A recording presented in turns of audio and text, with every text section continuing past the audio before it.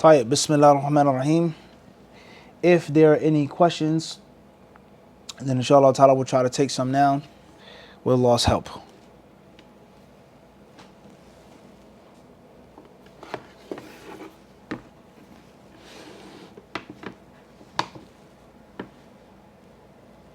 And as a friendly reminder, bi'idhnillahi ta'ala, don't forget to pre-order your copy of The Way of the Disciple, whether you get the printed version or whether you buy one of the limited manuscript versions.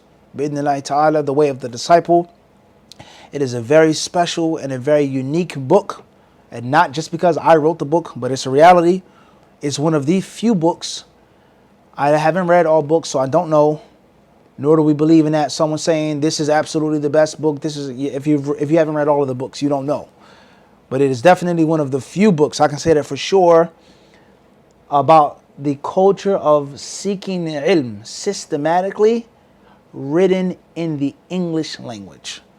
Not a translation, not a book that's from the 4th, 3rd, 7th, 8th, 9th century, not a book that's from Saudi Arabia or Yemen or Egypt or Timbuktu or Mali, but a book written in English as its original language for an English-speaking person, right? So automatically there are several experiences, challenges, obstacles, do's and don'ts, realities, and fantasies that do or don't exist with regards to reading a book from this time, this place, versus reading a book from the United States, right? For Canadians, for people from the UK, people from South Africa, Australia, right? Parts of Europe that speak English, etc. So don't forget to get your copy of The Way of the Disciple, bi'idhnillahi ta'ala, and hopefully the proof is in the pudding. Talk is cheap, that's a fact. We can talk all day. Pick up the book, read the book, and you yourself be the judge. You yourself decide whether it's worth your purchase or not. And that's the unfortunate reality. Many things aren't worth the purchase. And we ask Allah to protect us from selling things in which the purchase was unworthy. Allahu musta'an. Tayyip. The question is coming from London.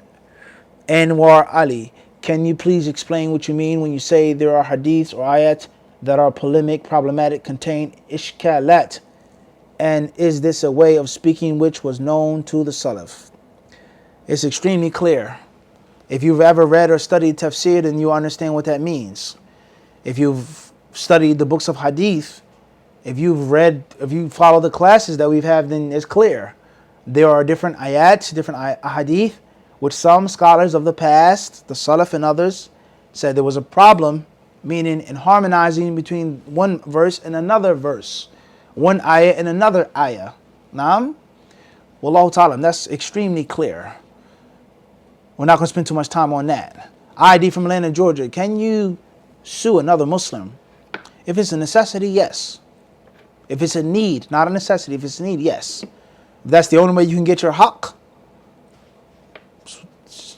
you have no choice, you have no option.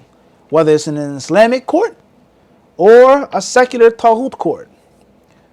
May Allah protect us from that. But the fact of the matter is, the scholars of Islam, they mention the obligation of the concept of, we don't want to get into no controversial issues. You have all different types of people watching and listening. And some people are ready for the truth, some people are not. May Allah make us ready for the truth.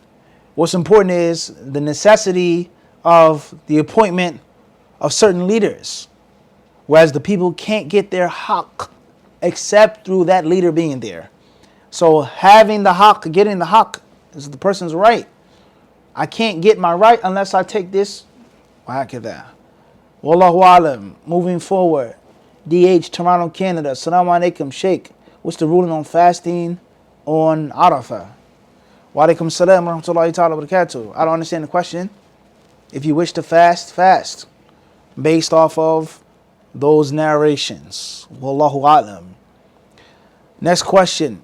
As far as if you're on Arafah, then that's a different story. MA from Bronx, New York. When is the Eid? Hopefully it's on Saturday, by Allah's permission. Inshallah.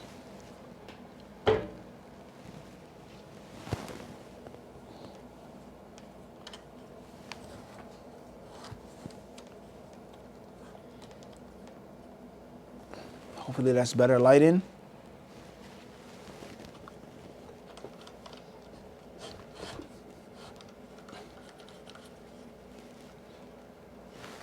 Wallahu alam.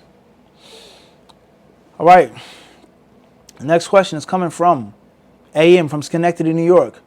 Why don't some brothers get into polygyny? Is it because of their finances? Allahu alam. Everybody's reason is different.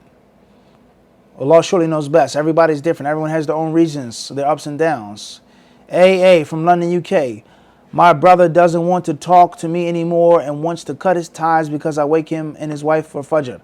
Do I still wake them up or stop? And can you advise with how to fix things? Well, if they live with you or you live with them, they have to pray.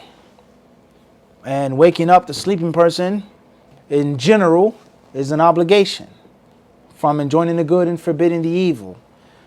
As far as if you've tried to wake them up and they don't want to be woken up or whatever, or do you wake them up in a bad way, that's a different story. If it's your house, you have the obligation of enjoining the good and forbidding the evil. Wallahu ta'ala alam. What's important is if a Muslim takes that personally or gets mad or upset, maybe it's some other reason behind it. Allah knows best. Abu al-Hassan, Cairo, Egypt. The ruling on delaying the raising from ruku' for someone to catch the rak'ah. La bas, inshallah, if the imam is mindful of the people from time to time, khairan. MS from Dallas, Texas. When I get married, inshallah, I don't want my wife to work. I want to be the one who provides for my family. How should a husband react when his wife says she wants to work? You need to talk to her and you need to agree or disagree before the marriage. Things happen, things change, people disagree afterwards. Humans go up and down. What's important is try to convince her with your reasons. Wallahu alam. MY from Edmonton, Alberta. I heard Da'i say that Pharaoh that was saying to kill Musa is not the same one as the one who's raised him, but that was his son. Only Allah surely knows best. What's important is the most truthful speech is the speech of Allah. What does Allah say? Dawood from Milwaukee, Wisconsin. Assalamu alaikum. Can you explain the hadith where the body of Abdullah ibn Ubay was brought to the Prophet ﷺ and he put saliva over the body? Why? Allahu alam. HA, London, UK. My cousin is being abused by her husband, often scratching her face and slamming the leg on the door. How do I intervene? The hadith on coming between spouses scares me. Enjoying the good, forbid the evil to the best of your ability. AT, London, UK. Is pre-seminal fluid pure or impure? The safest thing to do is to wash with a light washing, to sprinkle it.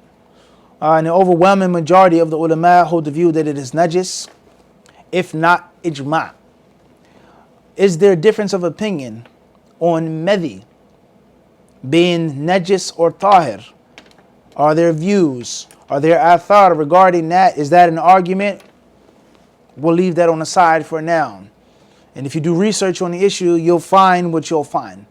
But the overwhelming majority hold the view that a person is going to make wudu and make light sprinkling with regards to najasatul medhi, just as the ulama differ on the taharatul mani or najasatul mani, etc. Wallahu alam, stay with the safest thing. Wallahu alam. Ubayda from London, UK. Ubayda, first and last. Jazakallahu khairan. HA, London, UK. If a parent asks for something extravagant that you worry you may not be able to afford, can you say no? Tell your parents you can't afford it. Be honest. Inshallah. The last question that we'll take today. DH from Toronto, Canada. Assalamu alaikum, Sheikh. What's the ruling on dyeing your hair, specifically the beard? In general, it's recommended for Muslim men to dye their beards, to dye their hair with henna, or with henna and ketam, a mixture of the two. Whether that's auburn, whether that's red, whether that is dark, borderline black, etc. If you have gray hair, etc. Women are allowed to dye their hair if it's a means of beautification and adornment. And the safest thing to do is to avoid and stay away from black hair dye. Wallahu alam. Subhanakallahumma hamdika ashhadu an la ilaha illa anta astaghfiruka wa atubu ilayk. Jazakumullahu khairan. Thanks everybody for listening, watching, and tuning in.